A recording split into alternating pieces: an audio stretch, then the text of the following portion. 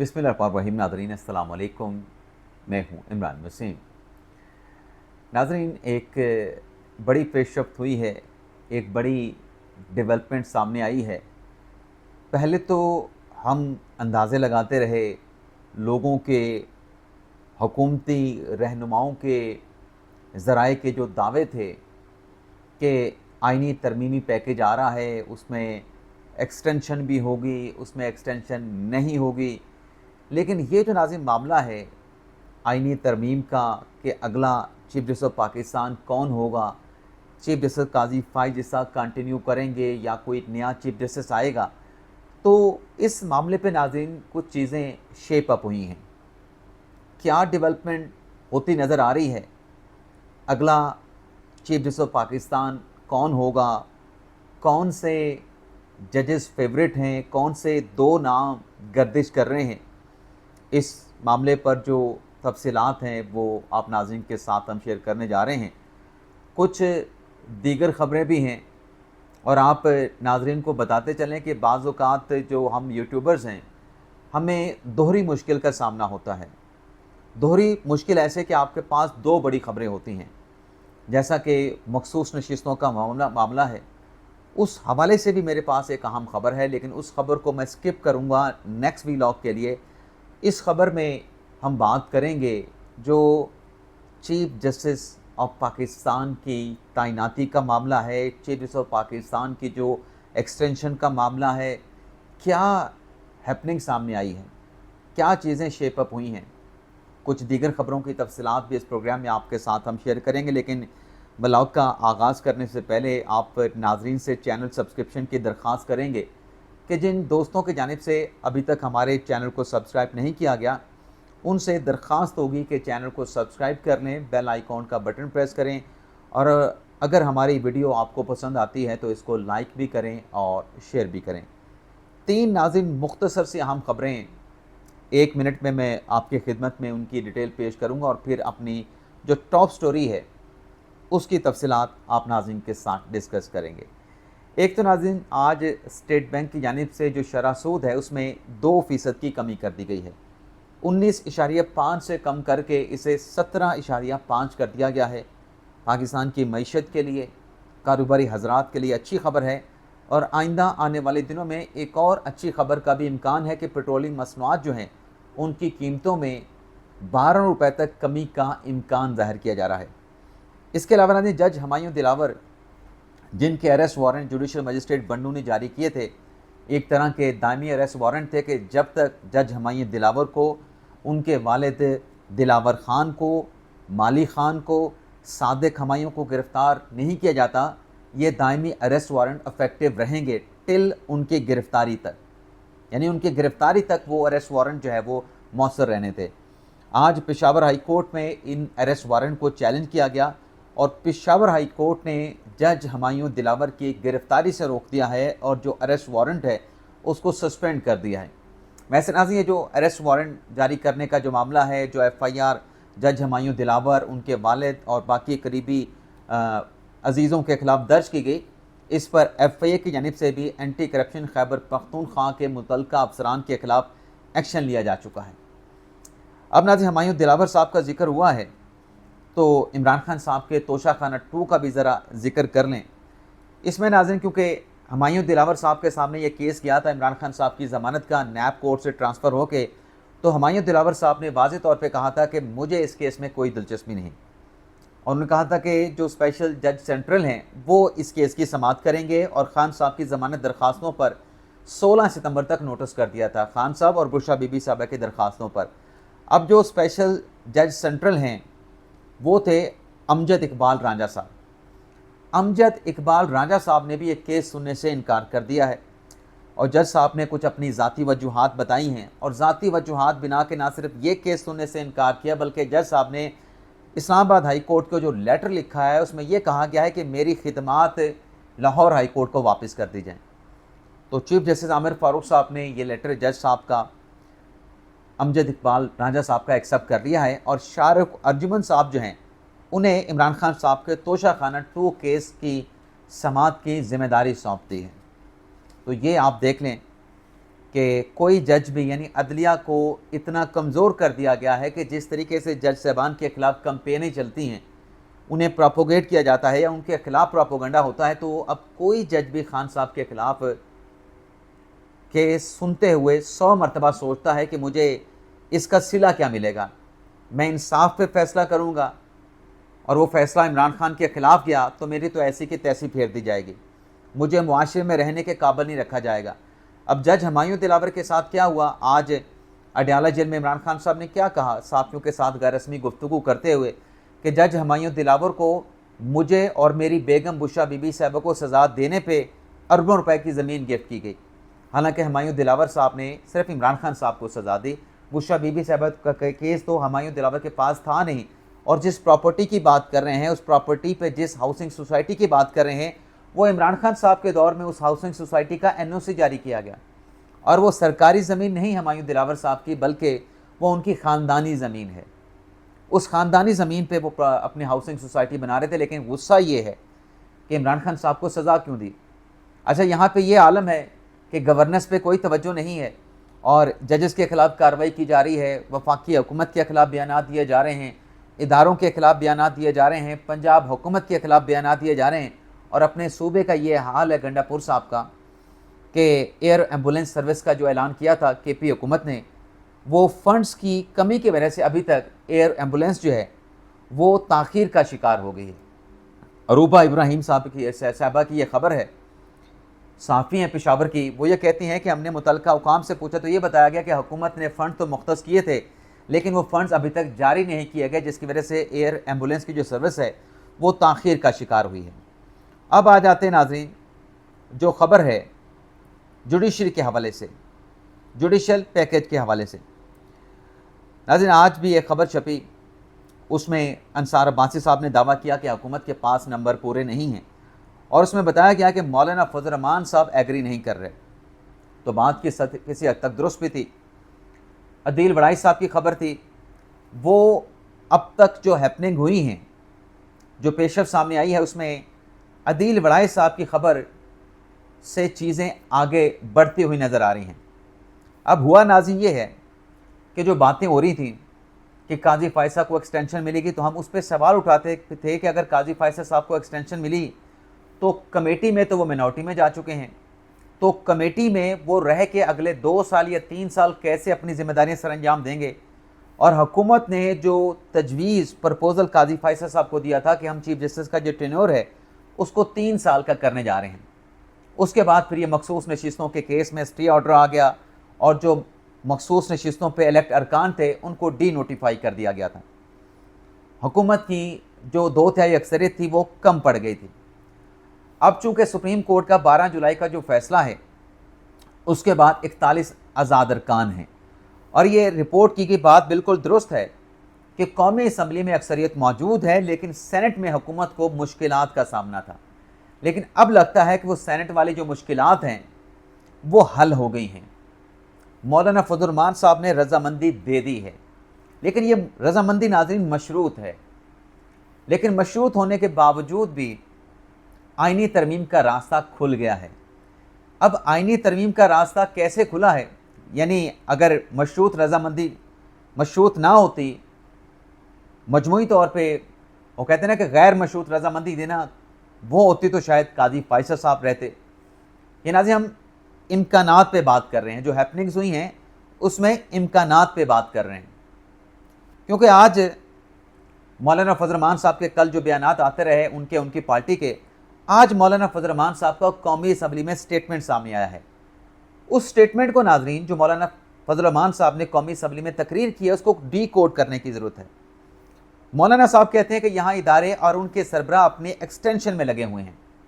यानी मौलाना साहब की बात को अगर मैं डी कोड करूँ तो काजी फ़ायसा साहब एक्सटेंशन हासिल करना चाहते हैं, कोई और भी एक्सटेंशन हासिल करना चाहता है। आगे एक्सटेंशन का अमल अगर फ़ौज में है तो गलत है, अदलिया में है तो भी गलत है, ब्यूरोक्रेसी में है तब भी गलत है। यानी मौलाना फजल रहमान साहब की राय के मुताबिक अगर कोई ओहदेदार, आइनी ओहदेदार या कानूनी ओहदेदार अपना टेन्योर पूरा कर रहा है, उसकी मुद्दत मुलाजमत में तोसी नहीं होनी चाहिए। या रिटायरमेंट एज में इजाफा नहीं होना चाहिए। मौलाना फजल रहमान साहब की स्टेटमेंट का ये है। नाज़रीन, ये बड़ी सुनने से ताल्लुक़ रखती है जो मौलाना फजल रहमान साहब ने बात की है। आगे वो लिखते हैं कि कल को पार्लियामेंट भी कहेगी कि हमें भी एक्सटेंशन दी जाए। मौलाना साहब की इस बात पर ऐवान में कह के लगे। अब नाज़रीन असल बात पे आते हैं। मौलाना साहब ने कहा कि जनरल परवेज़ मुशर्रफ के दौर में जजेस की रिटायरमेंट एज बढ़ाई गई तो हुकूमत की तरफ जो आज लोग बैठे हैं उन्होंने मेरे ऊपर तनकीद की थी, आज वो खुद कैसे इस फैसले की हमायत कर रहे हैं। यानी मौलाना फजल रहमान साहब रिटायरमेंट एज बढ़ाने या एक्सटेंशन के हक़ में नहीं है। फिर मौलाना फजल रहमान साहब ये बताते हैं अपने स्टेटमेंट में, जो जुमला कहते हैं जिसको डी कोड करके देखने की ज़रूरत है कि बात आज यहाँ तक क्यों आ गई है कि एक कहे कि चीफ जस्टिस मेरा, दूसरा कहे चीफ जस्टिस मेरा। अब हुकूमत अगर काजी फायसा को रोकना चाहती है तो इमरान खान साहब तनकीद करते हैं कि काजी फायसा की वजह से इलेक्शन नहीं खुल रहा, और इमरान खान साहब ये दावा करते हैं कि मंसूर अली शाह साहब आएंगे तो 2 हल्के खुल जाएंगे। तो ये मौलाना साहब ये कहना चाह रहे हैं, मेरी राय नहीं, मौलाना साहब की बात को मैं डी कोड कर रहा हूँ कि अपने अपने चीफ जस्टिस की बात हो रही है कि मेरा चीफ जस्टिस और मेरा चीफ जस्टिस। और फिर मौलाना साहब ये कहते हैं, अब नाज़रीन आगे बातें बड़ी नोट करने की हैं। मौलाना साहब कहते हैं कि यहाँ हाई कोर्ट के चीफ जस्टिस के मयारात, यानी हाई कोर्ट का चीफ जस्टिस लगाने का जो मयार है वो और है, और सुप्रीम कोर्ट के चीफ जस्टिस की तैनाती का मयार कुछ और है। अब हाई कोर्ट का क्या मयार है? हाई कोर्ट का मयार ये है कि अब जो रूल्स आए हैं जिस पर कल जुडिशल कमीशन का इजलास भी होना है, हाई कोर्ट से 5 जजेस का पैनल आएगा, 5 सीनियर जजेस का पैनल आएगा, और ये जो रिकमेंडेशन तैयार की हैं जस्टिस मंसूर अली शाह साहब की तैयार करना है, उनके साथ बाकी स्टेक होल्डर ने मिलकर ये रिकमेंडेशन तैयार की थी कि हाई कोर्ट में जो चीफ जस्टिस की तैनाती होगी उसमें 5 सीनियर मोस्ट जजेस का पैनल आएगा, उसमें से एक का इंतखाब किया जाएगा। तो मौलाना फजल रहमान से भी कह रहे हैं कि हाई कोर्ट में तो जजेस की तैनाती का ये मयार है कि आलिया नीलम साहबा को 5वें नंबर से चीफ जस्टिस ऑफ पाकिस्तान बना दिया गया, लेकिन चीफ जस्टिस ऑफ पाकिस्तान की तैनाती का मयार कुछ और है। मौलाना साहब ये कहते हैं कि आइन में दर्ज है कि अदलिया और कानून, अच्छा इस पर स्पीकर अयाज सादिक साहब ने कहा कि आइन में दर्ज है कि आप अदलिया और फौज के खिलाफ बात नहीं कर सकते। मौलाना साहब ने कहा कि इस्लाह की बात हो सकती है ऐवान में, फौज और अदलिया की। इस पे स्पीकर साहब ने कहा कि बिल्कुल इस्लाह की बात हो सकती है। मौलाना साहब ने कहा कि हम इस्लाह की बात करते हैं, फौज, जनरल और सिपाही हमारा फ़ख्र हैं, यहाँ चीफ जस्टिस की तकर्री, चीफ जस्टिस ऑफ पाकिस्तान की तकर्री का निज़ाम होना चाहिए। यानी जैसे लाहौर हाई कोर्ट के, किसी भी हाई कोर्ट के चीफ जस्टिस की तैनाती का एक तकर्रुर है, एक निज़ाम है, यहाँ पे मौलाना साहब कहते हैं कि सुप्रीम कोर्ट के चीफ जस्टिस की तैनाती का भी निज़ाम हो।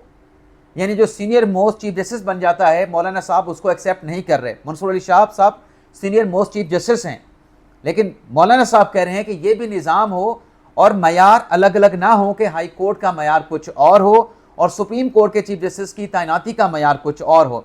मौलाना साहब ने यहाँ पे कहा कि एक पार्लियामान की कमेटी होनी चाहिए जो ऐसी तकर्री का फैसला करे। हमें 19वीं तरमीम के लिए एक चीफ जस्टिस ने ब्लैकमेल किया, ये साबिक चीफ जस्टिस इफ्तिखार मोहम्मद चौधरी की बात कर रहे हैं। मौलाना ने कहा कि मेरे ख्याल में 19वीं तरमीम को ख़त्म करके 18वीं तरमीम को बहाल करना चाहिए। अब 19वीं तरमीम कैसे ख़त्म होगी, 18वीं तरमीम कैसे बहाल होगी, उसमें नाजरीन वो कैसे बहाल होगी, वो मौलाना साहब के वोटों के साथ बहाल होगी। मौलाना साहब वोट देने के लिए तैयार हैं। 18वीं तरमीम में जो जजेस की अपॉइंटमेंट का तरीक़ाकार था उसमें पार्लिमानी कमेटी को बरतरी हासिल थी, जुडिशल कमीशन को बरतरी हासिल नहीं थी। तो मौलाना फजल रहमान साहब जो हैं, ये जो पलड़ा है ये पार्लियामेंट की तरफ लाना चाहते हैं और चीफ जस्टिस की अपॉइंटमेंट का तरीक़ाकार भी एक वाज़े करना चाहते हैं। और मौलाना फजल रहमान साहब ने कहा कि एक कमेटी बनाई जाए इन तमाम इस्लाहात के लिए। स्पीकर अयाज सादिक साहब ने कहा कि हमने एक कमेटी बनाई है इस किस्म की इस्लाहात के लिए, आप चाहें तो उसमें शामिल हो जाएं। मौलाना साहब ने कहा आपकी मर्ज़ी है, आप ऐवान के कस्टोडियन हैं। तो अयाज सादिक साहब ने कहा कि इस वक्त एक खसूसी कमेटी का इजलास जारी है, कमरा नंबर 5 में, आप वहाँ पे चले जाएं। मौलाना फजल रहमान साहब वहाँ पे चले गए। अब मौलाना फजल रहमान साहब ने उस कमेटी में जाके क्या कहा, मौलाना साहब ने कहा कि मुझे भी इस कमेटी का मेंबर बना दें, मुझे इस तरह की कमेटीज़ का तजर्बा है, आप जो भी कमेटी बनी है ये हमारी खुशकिस्मती है। ना इस कमेटी के सरबराह खुर्शीद शाह साहब हैं, इसमें पाकिस्तान तहरीक इंसाफ के लोग भी हैं। मौलाना साहब ने कहा क्या रियासती इदारों को भी हक हासिल है कि वो वहाँ भी सियासी ग्रोह बन जाएं। अब ये कमेटी में बात हो रही है कि रियासती इदारों को ये हक हासिल है कि वहाँ पर भी ग्रोह बन जाएं, वहाँ भी सियासत की जाए। यानी इदारों में मौलाना फजल रहमान साहब सियासत की बात कर रहे हैं और फिर मौलाना साहब ये कहते हैं कि हमें इस निज़ाम के खिलाफ खड़ा होना चाहिए ताकि इदारों को बचाया जा सके। ये जो कहते हैं ना मेरा चीफ जैसे तेरा चीफ जैसे, मौलाना फजल रहमान साहब नाम लिए बगैर कोडिंग वर्ल्ड में जो बात कर रहे हैं वो कहते हैं कि इदारों को सियासत से पाक किया जाए। एक चीफ जस्टिस ने हमारे हाथ मरोड़ के 19वीं तरमीम करवाई। अब आप फैसला करें कि मुझे आइंदा भी इस कमेटी में आना है या नहीं आना, ये आपके हाथ में है। तो लेकिन कमेटी ने मौलाना साहब को उस कमेटी का रुकन बना लिया। फिर महमूद खान अचकज़ई साहब ने भी कहा, इस पे बात की, लेकिन यहाँ पे जो तजवीज़ पेश की महमूद अचकज़ई साहब ने कि इसमें उमर अयूब को भी इस कमेटी में आप शामिल करें और मौलाना साहब को भी शामिल करें, तो मौलाना साहब ने कहा मैं तो नाराज़ नहीं हूँ, लेकिन उमर अयूब को भी पार्टी इस कमेटी का खुसूसी कमेटी का रुकन बना लें। तो उसमें नाज़िर ख्वाजा आसिफ साहब ने जो डिस्कस हो रहा था खासी भरमी का इजहार किया। ख्वाजा आसिफ साहब ने कहा कि मैं इस कमेटी का बाइकआउट करता हूँ, मैं इसका मेंबर नहीं बनूंगा। मौलाना फजल रहमान साहब ने ख्वाजा आसिफ साहब को डांटा और कहा कि आप अपनी सीट पर वापस बैठ जाएं। ख्वाजा आसिफ ने कहा कि ये कोई बात ना हुई कि एक साइड से तनकीद हो। पीटीआई ने 4 साल क्या किया, सिर्फ तनकीद की। नवाज शरीफ मिन्नत करता था मेरी बीवी बीमार है, मेरी कॉल करा दो, मेरी बात करा दो, नहीं बात कराई गई। क्या ये बात हुई तब सब ठीक था, अब सब गलत है? यानी नवाज शरीफ के साथ जो हो रहा था वो ठीक था, आज इनके साथ जो हो रहा है वो गलत है। मौलाना साहब ने कहा कि ये बहस जाके कौमी असम्बली में करें। लेकिन ख्वाजा आसिफ साहब ने यहाँ पे एक बड़ा इंकशाफ कर दिया कि मैं सेनेट इलेक्शन में प्रोडक्शन आर्डर पे ऐवान में आया था, मैं अपोजिशन लीडर के चैम्बर यानी शहबाज शरीफ के चैम्बर में मौजूद था। मुझे फैज़ हमीद की कॉल आई, मुझे कहा गया कि आपके 3 वोट हैं, यानी नून लीग के 3 वोट हैं, गिलानी के खिलाफ आपने वोट देने हैं। ख्वाजा आसिफ ने कहा कि तब आप लोग नशे में थे, यानी पीटीआई के लोग नशे में थे, तब आपको सब कुछ ठीक लग रहा था कि एक आईएसआई का डीजी फ़ोन करके कह रहा था कि आपने वोट गिलानी के खिलाफ देने हैं।